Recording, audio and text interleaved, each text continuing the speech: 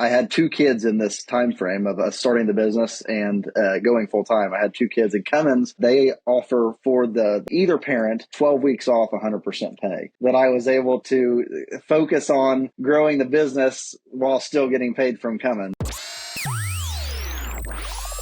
Welcome back to another episode of the Skid Steer Nation podcast. I'm your host, Ryan Deemer. And something for you to think about while we get ready to read the ads for Skid Steer Nation with Throttle Up Marketing. Our guest today, Leighton Howe, he's going to answer the question how he went from turning wrenches at Cummins to running his own excavation crew with a name that's actually starting to ring out across the whole state of Indiana. It started out with an old used cat excavator, a couple late nights, and a sewer repair, and the mindset that says, we'll figure it out. Today, we're going to talk about what it takes to build trust, handle anxious clients, and grow a crew without losing your mind or your weekends. If you've ever tried to balance a day job, a side hustle, and a dream, this episode's made for you. Before we introduce Leighton, I want to remind you guys this podcast is brought to you by skidsteernation.com. It's your online hub for American-made attachments that work as hard as you do. Whether you're trenching, grading, or prepping foundations, we've got the tools to help you do more in less time with gear built to last. Visit skidsteernation.com and get what your machine and your business really needs to grow. And gentlemen, you've got the skills. We bring the marketing horsepower. At Throttle Up Marketing, we help excavation and land service companies show up and stand out online and in your local market. If you're ready for more calls, better jobs, fewer headaches, check out getthrottledup.com or click the link in the show notes. We'll handle the tech so you can get back in the cab. Leighton, thanks for joining us today. Thanks for having me. Appreciate you reaching out and letting me join. Yeah, I just got to give a little context to this. We scheduled this for a week or so ago, and every now and then I'll get a day where like a mind goes off and you lose control of the day now owns you. And that was actually the day we had this originally scheduled for. And I had to ask you to reschedule because I just couldn't fit it in. And we were worried about actually finding time to get this done because your business is picking up. So like we literally scheduled this interview this morning because you're having a rain day and I just made it work on my end. Yes. Yep. So it's, it was a little hectic, but we made it happen. So glad to be here. Yeah, I appreciate you being fluid and being able to work with us. So it means a lot. So, you're out in Indiana, Columbus, Indiana, correct? Correct. Yep. And you said it's about halfway between Louisville and Indianapolis. So guys are looking for a reference point as to where you're at. Yep. Right off of Interstate 65. Yep. And I'm getting a feel from like just looking into you a little bit that a majority of your work's coming more on the light commercial or commercial side than it is residential. Would that be a fair assessment? Yeah. I mean, heavy residential, light commercial is kind of what we say that we are. So okay. Yeah, because I saw you doing some work at like a marina and some other commercial type projects. You do a lot of work for builders, even though it's residential sites, but it's commercial work. Correct. Yeah. Yes, that's correct. Yep. Yeah. And this all started because your family has a farm and you and your brother decided to go halves on an old excavator? Pretty well, yeah. So, I mean, I've always been around. So we've got family that farms and always been around this type of stuff, I guess, per se. So it worked at, started out of high school working for family farm or through high school working for a family farm. Had some different job changes and stuff. Ended up at Cummins Engine Company for I think it was like 9.5 years, something like that. Different roles within Cummins. And then I was at the tech center for the majority of that time working on engines and test cells and stuff. And then I always had the itch, was always looking on Facebook Marketplace for some sort of piece of equipment and what we wanted to buy. And my brother and I ended up pulling the trigger on a 2011 Cat 304 excavator. And just kind of bought it with the mindset of we've got family. My dad owns some farm ground and stuff, and there's always projects that need done. And bought it with the mindset of we'll buy it and see what happens. If worst case scenario, we'll use it for our own projects type of thing. And that really took off quicker than what we thought it was going to. So which was great for us. So do you and your brother own the business 50-50? We do. Yeah, we're 50-50 owners from the business. My brother is still he's actually a plant manager at one of the Cummins plants here in Columbus.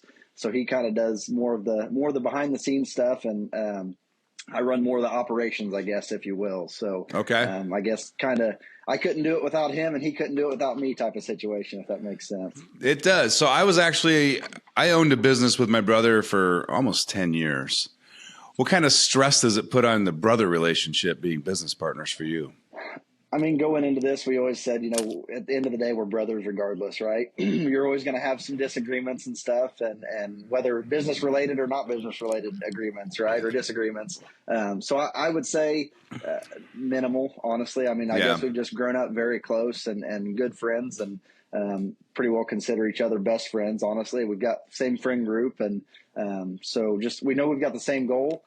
We just may not always see eye to eye on how we get there sometimes, but we work through getting to that same goal, basically, is what the bottom line is. That's awesome. Yeah, I mean, I was substantially younger. I was in my mid-20s when we started a business together, and I was very type A, very aggressive, and I was like, I'll do it. And I look back now going, man, the divide that we created, like, you're not pulling your weight, or you're not, like, this is, I created it. Like, anything he did was wrong. And if it wasn't wrong, the process of how he did it, like, who gives a shit how it gets done? I cared back in my 20s, Right. Yes, so yeah. I take a lot. Gets done. That's what matters, right? So. Boy, if that, wisdom comes with age, and I wish I had this wisdom 20 years ago, because I'd be like, is it done? I don't care how you did it. Absolutely. So we've had some, like he's taken this since we started the business. He took this plant manager role, which is a lot more demanding on him. So we've kind of had some growing pains with him, climbing the ladder there, and also still maintaining the business. So, but we've managed through that and figured that out, and he's having his pains as well as with the business. So we work through it. That's awesome, man. So like you talked about, you can't believe how quickly it took off. Like from the time of you guys getting that excavator, like what time gap was there before you're like, shit, this is a real business? Yeah. So I guess it was 2.5 years from the time that we started to the time that I went full time. But I could have went full time sooner than that. I don't know. I'd have to look back, but I would say probably a year in, we were just like, okay, holy cow, this is going to be something, right? Like, what are we going to do here? we're going to have to make a decision, right?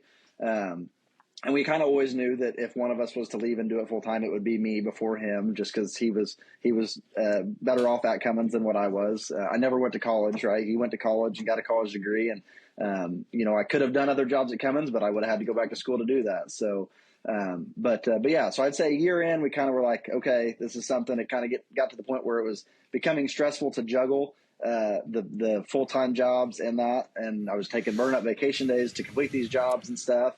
But we weren't quite ready. Didn't want to pay ourselves out of the business yet, because we wanted to keep reinvesting into the business and grow it as much as we could to start off on the right foot, right? So 2.5 years. Well, actually, I guess it's kind of a side note here. Funny story. Cummins. I had 2 kids in this time frame of us starting the business and going full time. I had 2 kids, and Cummins. They offer for either parent 12 weeks off, 100% pay. So I had 2 12-week stints that were 100% pay that I was able to focus on growing the business while still getting paid from Cummins, right? The wrong person heard that from Cummins. Maybe that wouldn't be the best thing, but more people do that than not, I would say. So, so that was huge for us. But after my second kid was born, May of 2022, I ended up taking that leave.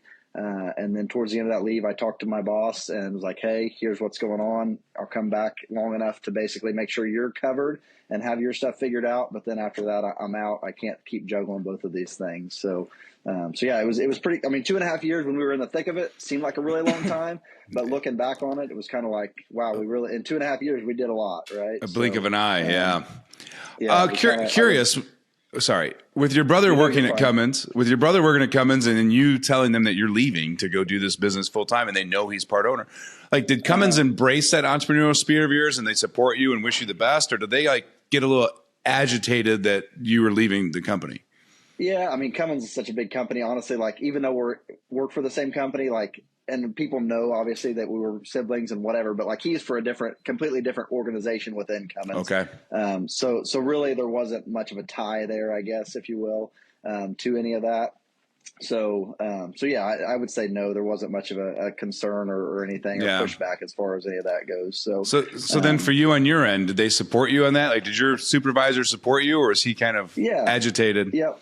No, so my supervisor at the time was he's kind of he's got his own little side farm and stuff, and not obviously it's just a hobby for him, whatever. So he saw it and he's like, hey, if I was your age back then and I could have done something like that, I would absolutely do it, right? So still talk. We'll see him at the local county fair and stuff, and still talk to him and see him, and he asks how everything's going, and so we've kind of stayed in touch and everything left on good terms. So yeah, that's fantastic.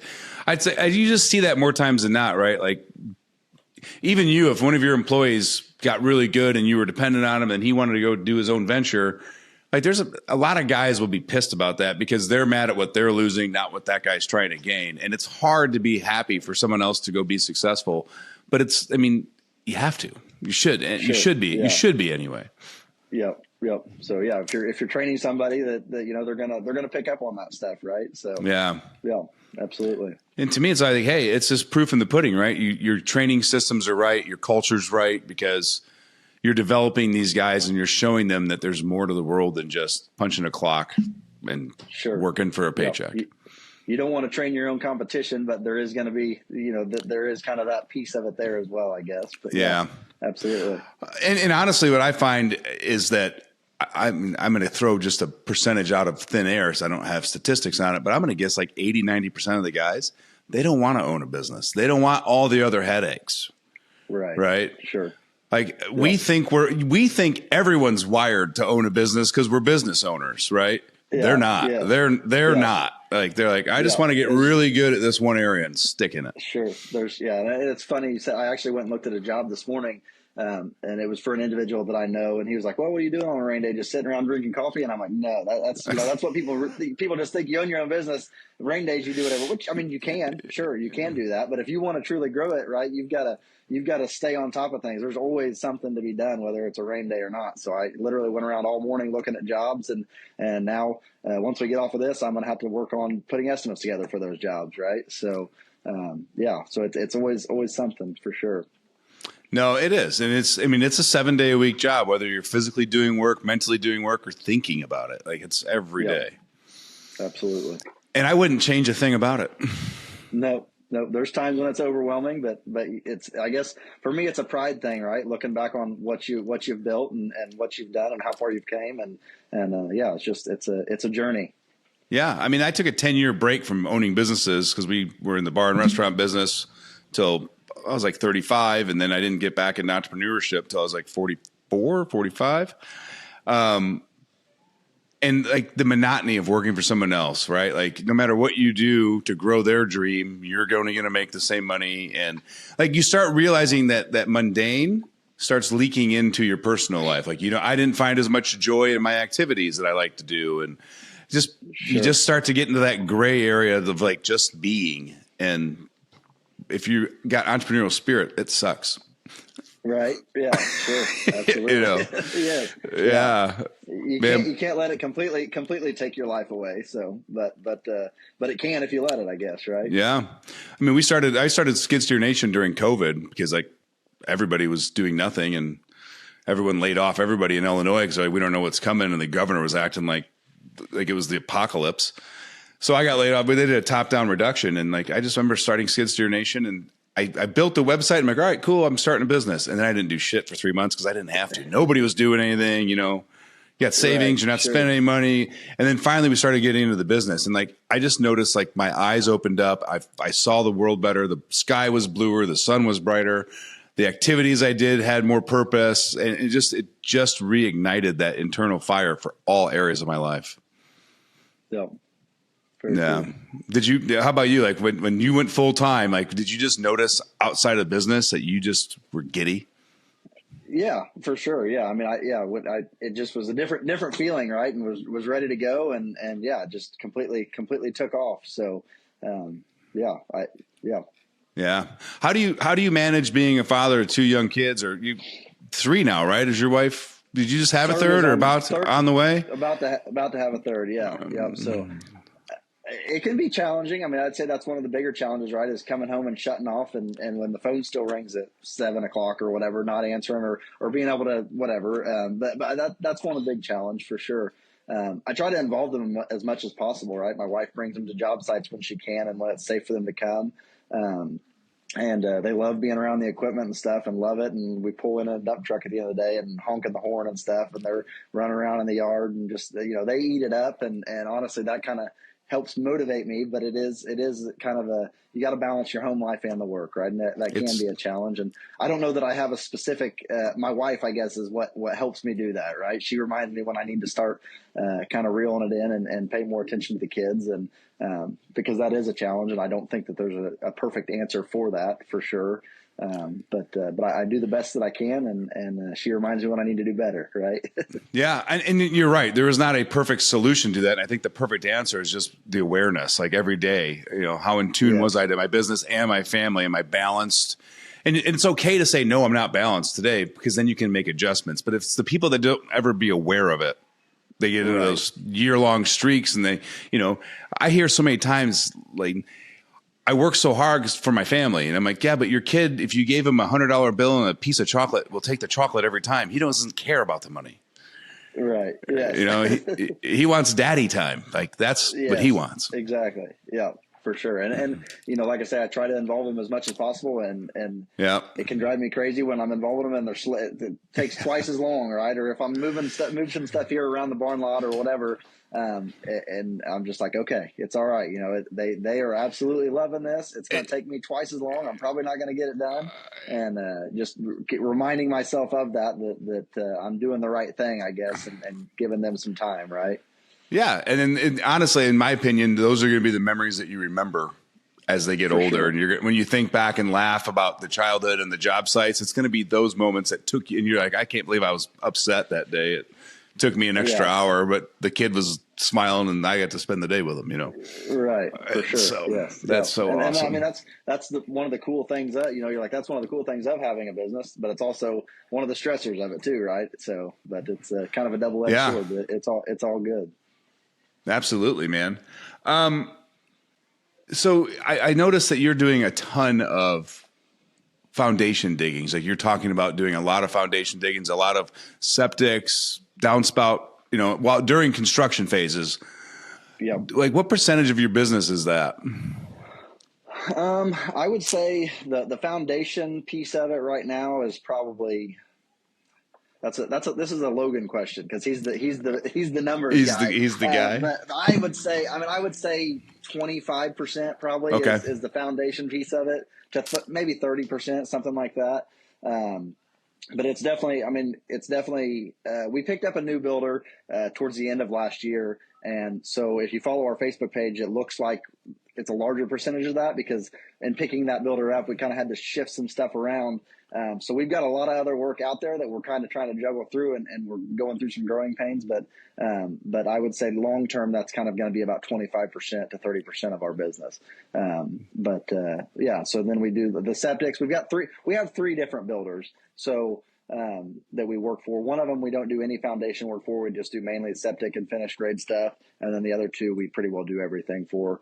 But then we also get a lot of one-off septic stuff from, just repairs, homeowner stuff and stuff like that. So yeah, it is a decent percentage of it, but when you're breaking down just the builders themselves, their work versus, I guess, like just random cold calls from other customers, it's about 25% probably. Got it. Septic systems to me is one of those services that if you don't do a lot of them, they're not as profitable because your efficiencies are in the toilet. Sure. Yeah. And starting out, honestly, I didn't want to do as many as what we do. But like you say, yeah, if you're going to do them, you got to go into it and just do them. And the worst part for me is that it's so seasonal. That's the hard part. You got to cram them all in the season. So, like for example, last fall, we had a bunch that we had stacked up, and if we didn't get them in before the weather turned, the ground got too wet, then we were done until, potentially early summer of this year. So we went around and put it was like 8 or 9 fields in, just the fingers in. And then now we're slowly going back and finishing those systems up as because it's not, that piece of it is not weather dependent. So that's the big thing is, yes, you got to do a lot of them, but you got to do a lot of them in a small window. Yeah. That's kind of the hard part with them. Yeah. And I mean, the guys I know that do septics, year one, everything took 2, maybe 3 days. And now it's, if they're not in and out in a day, they're pissed. Right. Yeah. And we don't get them done in a day, but a lot of the ones that we do are larger systems.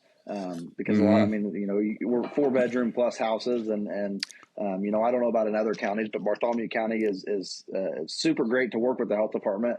But they're a lot more, I guess, diligent in their laying out of the system, and they really care and want it to last long. So sometimes it's a bigger system, right? So those can take a little bit longer. So, but 2 days, 2 to 3 days max is what we're knocking them out in. But that's like perimeter drain and the whole thing. If we get just a finger system and a tank, no pump or anything like that, yeah, we can get those done in a day. But for the most part, 2 to 3 days. Because I don't know the exact percentage, but I would say 80% of the systems we're doing are pump systems with perimeter drains and the whole 9 yards. So Got it. I'll tell you what, the septic system industry to me is a head scratcher. It reminds me of the ag industry in the mid 90s, like when the construction was starting to get GPS and like everything was getting tech, and then ag was just still a tractor, a dude, and a wheel, right? Yeah. I can't believe these hand drawings that get turned into public health departments, and like that's the norm. It baffles my mind how far back and archaic the septic industry is. Yeah. And for us, for Bartholomew County, that's one thing nice about Bartholomew County is the health department lays out that system for you, and they take care of most of that planning piece of it for you. So that takes a lot of pressure on us as the installer off, because they're basically they're telling you the system that's going to work, and you got to just go and put it in pretty well. That piece of it in Bartholomew County is a little bit better as far as all that goes. It's a little more streamlined, I guess, and more streamlined, I think would be the right word for that. Yeah. Guys will send me, I'll be like, hey, let me see what the system looks like. And they'll send me, it's just like a piece of graph paper with, then they're using the little blocks for his foots. And I'm like, are you kidding me? Like, this is acceptable? Right. Yeah. Yep. And so I think a lot of that is some of the counties don't have the manpower to force anything else, right? Because Bartholomew County is lucky that they have several inspectors and they have the manpower to go through and do all of this. But like Jennings County, we're licensed in Jennings County. Also, we don't really do much in Jennings County, but we are licensed there. And they they're up front. They're like, we don't have the manpower to handle all of that. You've got to submit your system, what you're going to put into us. And that's kind of what it is, right? So I think that's more of it's not what they want. It's just they just don't have the manpower. That's what it is. Yeah. But as a business owner, I'm like, man, how many hours are you spending drawing out for sure these drawings? I mean, there's got to be that's my first question I always ask when I'm doing tasks. Like if it takes a long time and it's going to be something I have to do more than once, I'm like, there has to be a better way. Yeah. And I will spend more time looking for that way than I will doing the job, because I know in the long run it's going to save me a ton of time. Off.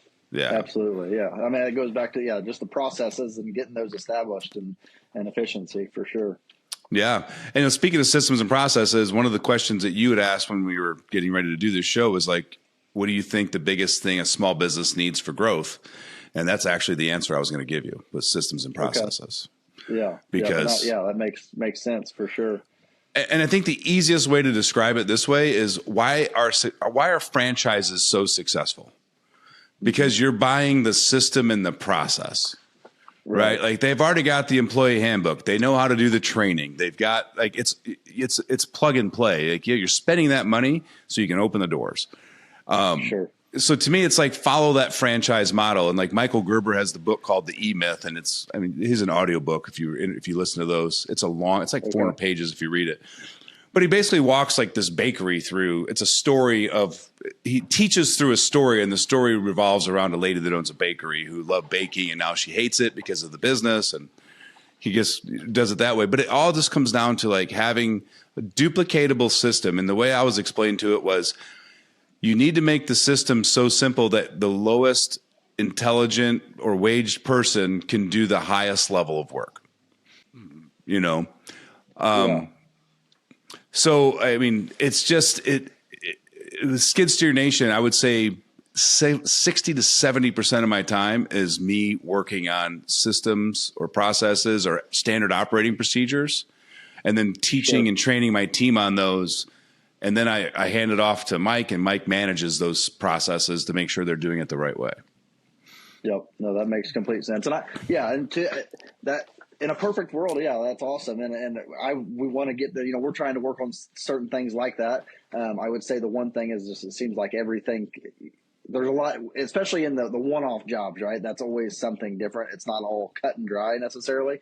But a lot of these other ones that we're getting with the builders, that stuff is more, you can manage that and put processes in with that. But the repair stuff is just kind of like, you've really got to know what you're looking for and what you're going for. So that part of it is a little bit, I struggle in that field a little bit, right? My brother's always like, well, can't you send so-and-so to go do that? And I'm like, well, but this and this. And so that is for sure. That's a challenge, right? So yeah. I always tell business owners that are looking to start developing that stuff, don't look at the specific jobs you're doing, right? Like the easiest way to get your mind wrapped around this and start implementing that is like start with the beginning of your day and the end of the day. Like there's a system to be checking fluids and greasing machines and making sure the hand tools are like that's still building a system, right? Right. And then how do you do a job wrap up? What's the communication with the team? Like, what sucked today? What could we have improved on? What went great? And having those building out the beginning of your day and the end of the day. And when you start getting those into routine most guys, it's like 3 or 4 weeks. And they start seeing the team enjoys it because they now have transparent communication and they know what to do when they show up in the morning, and not like, oh shit, I forgot the shovel, but because they knew there's a process and a checklist and all that. And it takes about a month or so. And then after about a month, most business owners that implement that, they organically start going, what else can I systemize? Right. No, and then you start looking for don't eat the elephant with trying to systemize how to do a septic system. Right. The guys meet every morning and the tools got to be on the truck and you got to wrap up it's the perfect 2 spots to start looking at it from that checklist perspective. Sure. No, that's a good point. Looking at it on that level that makes a lot more sense for sure. If you've got a laborer, what morning tasks can he do? And if you're the operator, he should be in charge of the equipment, and then building out those lists for them so that people like to know what they need to do, right? It's the unknown that pisses people off. Yeah, absolutely. For sure. That makes sense. But that would be my 2 cents on getting implemented into that. And look at what you currently do with your business. I guarantee you how you attack an estimate is identical estimate. Like the process of you getting ready to it, the detail, the homework, that's the system. Right. So all you have to do is write that down and put the steps down. And the system's different for a foundation dig versus a septic, but the homework's the same. The how you address it, whether you use a spreadsheet or QuickBooks or an estimating software, Jobber.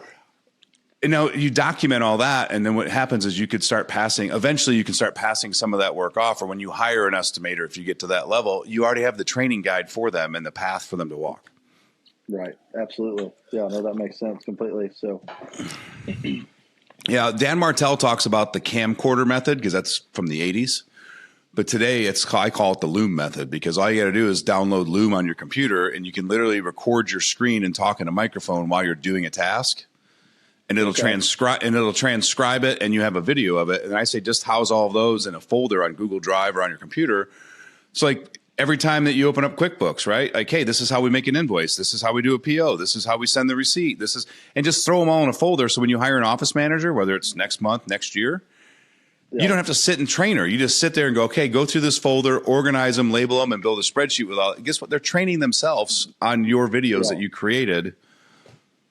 Yeah. With those, and so you save time in that, and then you've got a documented library of all your tasks that you do.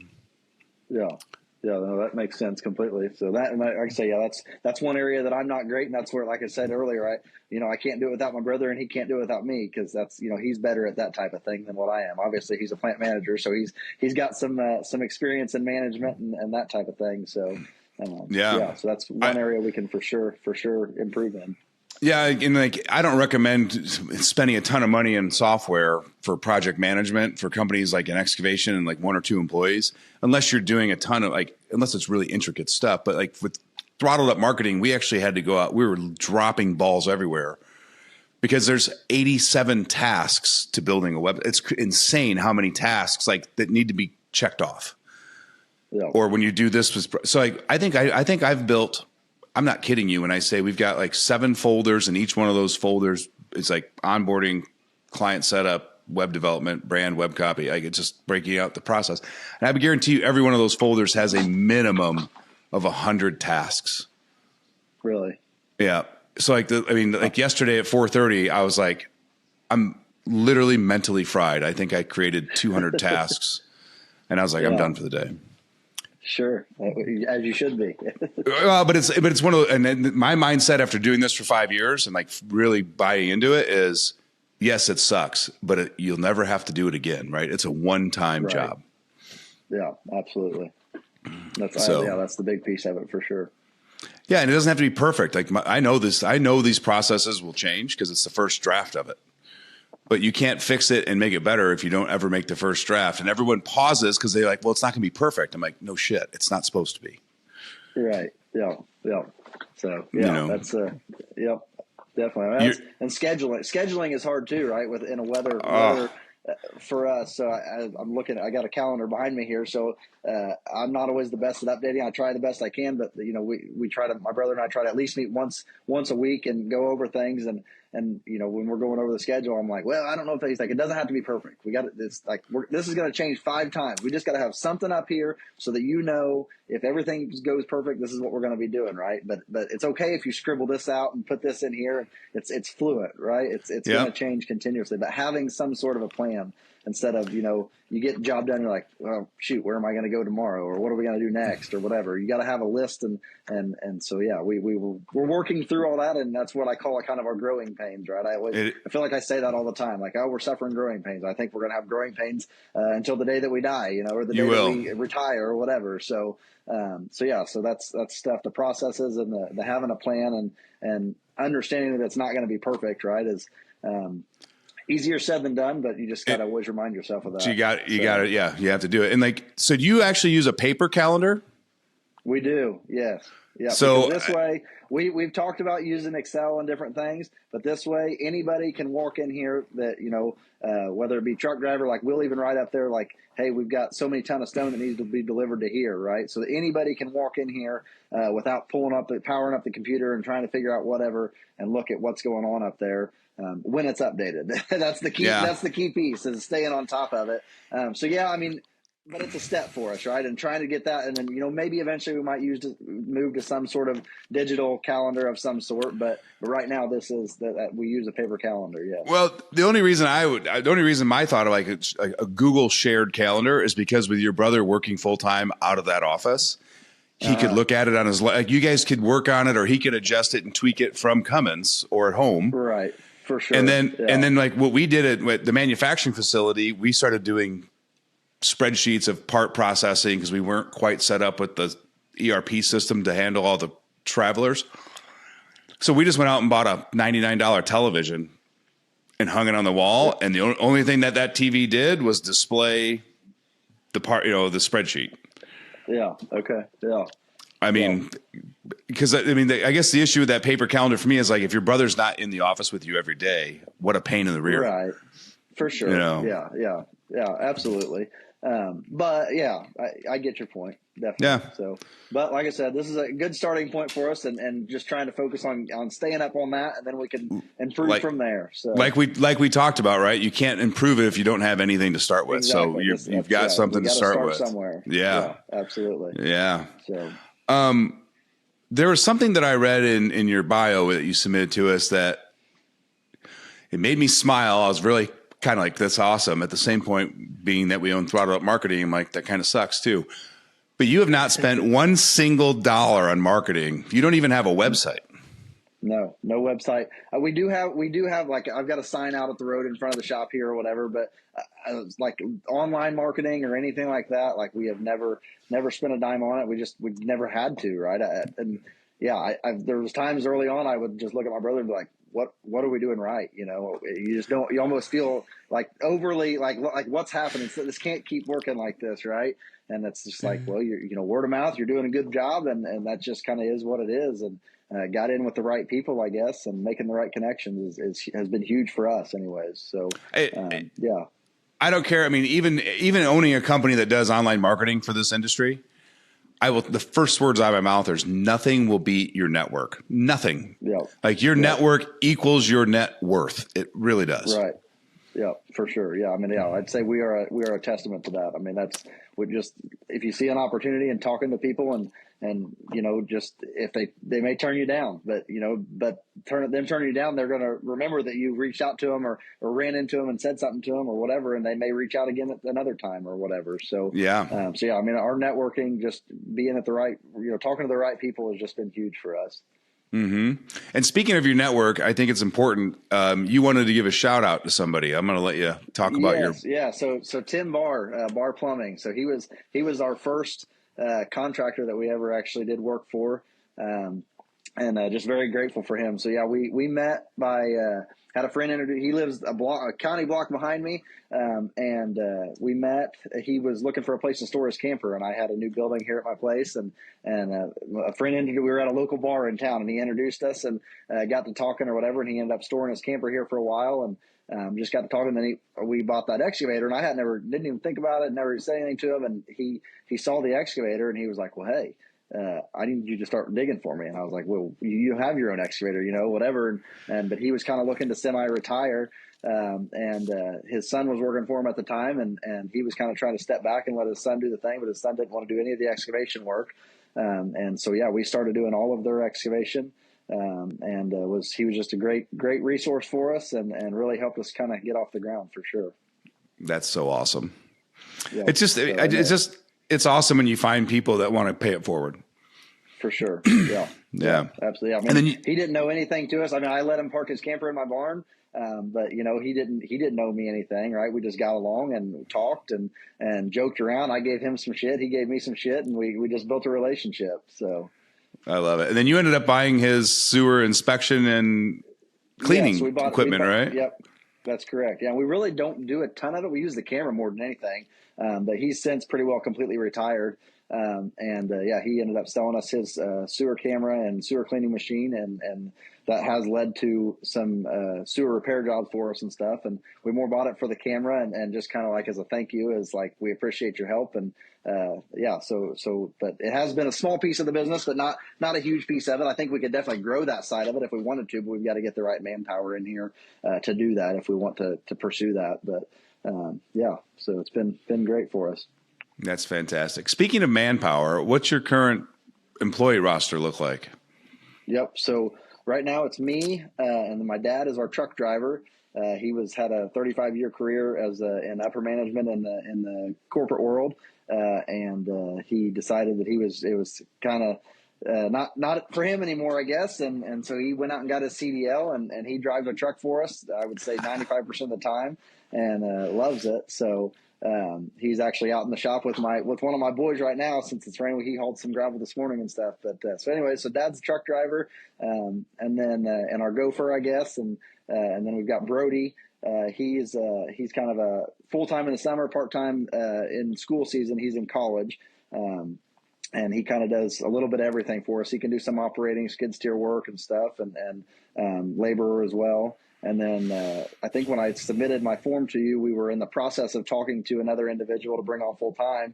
And since then, he has accepted and starts full time with us on the 14th of this month. So got high hopes for him and looking forward to bringing him onto the team. I have high hopes for him to be able to be an operator. So to try to lighten that load for me a little bit. So that's fantastic. We're growing and looking for talent. So yeah, where do you see the next gap in the business that you're going to have to hire for? I don't know. I guess that's a tricky question, but I think we're going to actually start. My wife is going to start helping with some of the office stuff and the invoicing and stuff this year, because we did have some challenge. We do a little bit of mowing as well, and Brody takes care of all that for us as well. We had some invoicing issues with that last year, and that was kind of a gap for us. So I think we're going to start having her help do some of that as well. But I could see that being a potential gap, is having some sort of permanent office help, I guess, type of thing. Yep. So yeah, and everything that I read and everything that I've implemented, like, it's weird to say this, but that's the first person you should hire. Yeah. Yeah. Because it's a lower cost than a lower cost than a laborer or an operator. And you think about, as a business owner, how many hours a week you spend doing office work versus how many more hours you could actually be in the field fulfilling the work.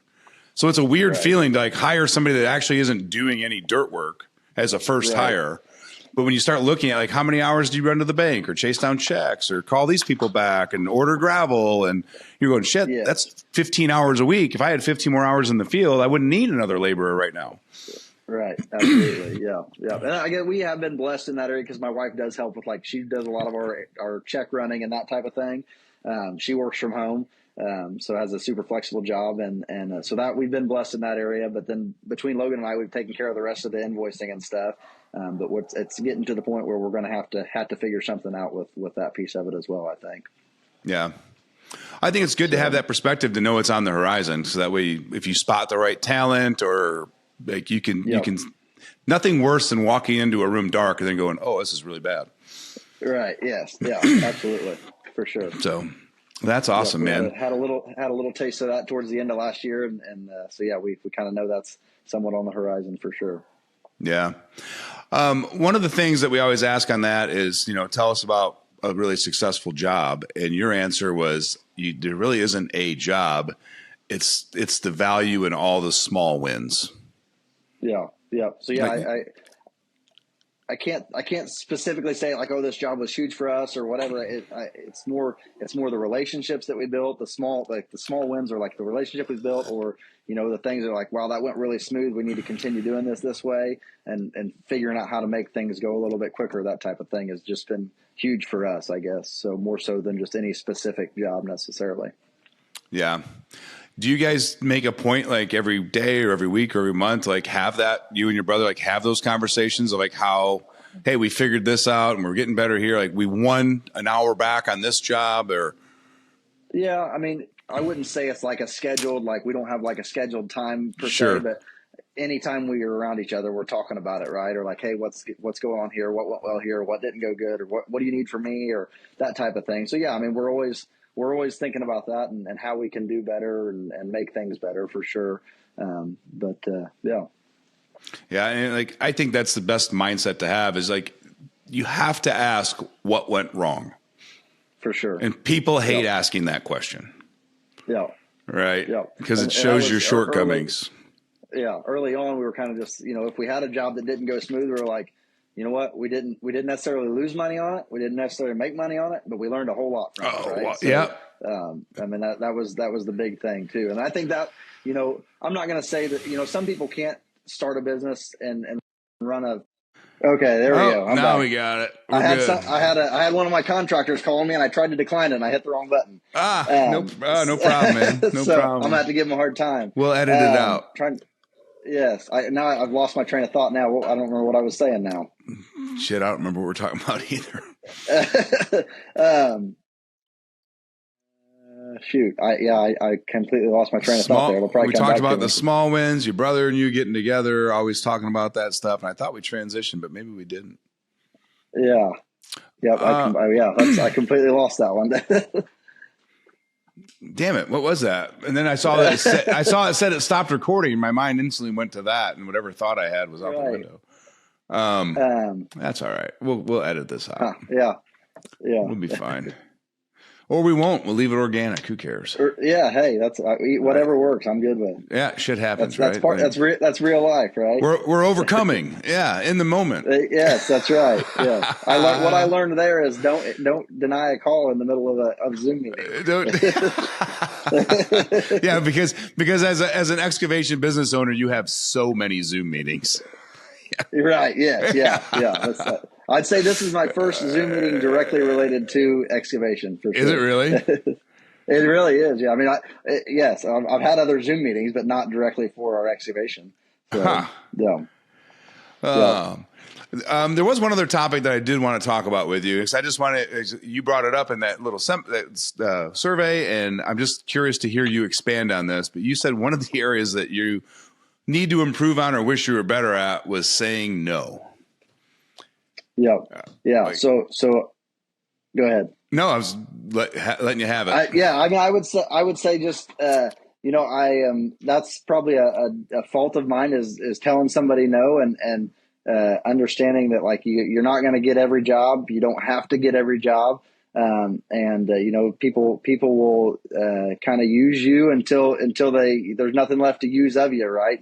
And I'm a super nice guy and want to make sure everybody's happy. And just being able to confidently and politely tell somebody no on certain things and just be able to focus on what we've got ahead of us and not kind of overload myself, I guess. Yeah. It's very difficult because I'm the same way. I'm a helper Yes. I want to help people.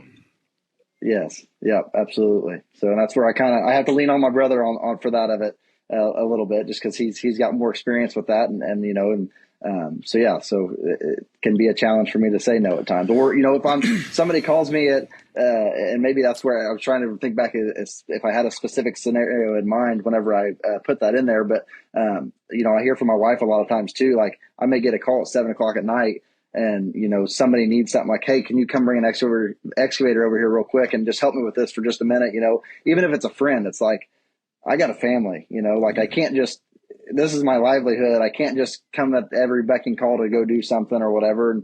And I want to help people, but it can consume your entire life if you do that. Right. Yeah. So for every little thing. So, yeah, it's like, and you bring up late night phone calls and sometimes it's not a friend, it's customers. Right. And you're like, who the hell calls people at 7:30 at night on a Tuesday? But they do. Right. Because that's when they're thinking about it or it's important to them.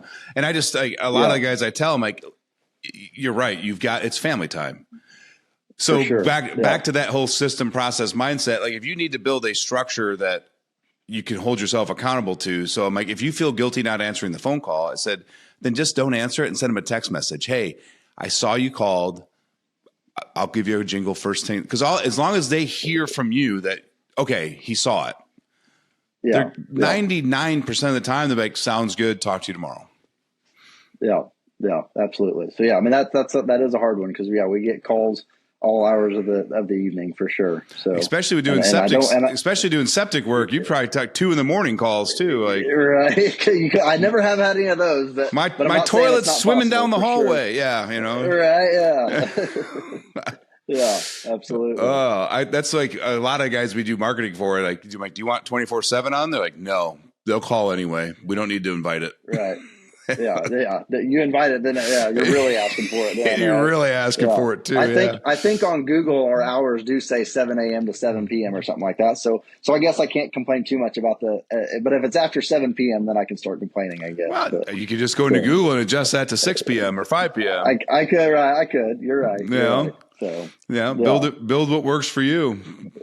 Yep, absolutely. Oh man. I want to go all the way back to the beginning when you and your brother bought that equipment. I guess this may be a bad question to ask because you did not have the 100% mindset that you were buying that to start a business. You're like, if it works out, it works out type mindset. Yeah. But was there even a thought of buying something and financing it, or was cash only always the way to go on that first piece? We've been, that's just how we were our mindset on everything has always been, if we can pay cash for it, we're paying cash for it. And I don't know. And some people will argue that. And I get the argument on some of that stuff. Like the majority of our equipment that we have has been bought that way. We've got a couple pieces. It was due to like 0% financing and stuff. And I guess it's just, for us, it's a safety net, right? It's like, hey, our overhead is low, and it's harder to fail when stuff's paid for, right? And absolutely. And there's arguments against that, and maybe we've missed some opportunities, and by not borrowing some money and doing other stuff with some cash or whatever. But it's worked for us, and that's kind of how we've always grown up. Like all our vehicles, that's kind of how we always did everything, and that's just kind of what we know, and has been kind of fail proof for us, I guess, so far. Yeah. Absolutely. I mean, you'll never go. Yeah, maybe you don't grow as quickly because you're not leveraging the business. For sure. But your rate of failure is substantially lower. Correct. Yeah. So it's a trade-off. I'm sure we maybe missed some growth opportunities potentially. But yeah, I mean, it's worked for us, and I think just a lot safer for us for sure. Yeah. And I've never heard anybody say low risk, high reward. No. Yeah. So, yeah, but again, for sure. Yeah. But again, like if you say you can turn around and go, man, I can't believe 2.5 years passed that I was working part-time and it just flew by. Like that's going to happen now, right? 10 years is going to go by. You're going to have 6, 7 employees, a ton of fleet of equipment. You're going to go, damn, that was fast. But in the moment, 10 years feels like an eternity.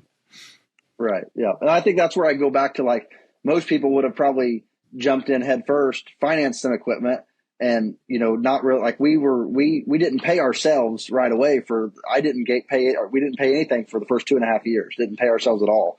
And so we literally, like, I guess I don't know that we could have done it much quicker had we started financing stuff. Right. Right.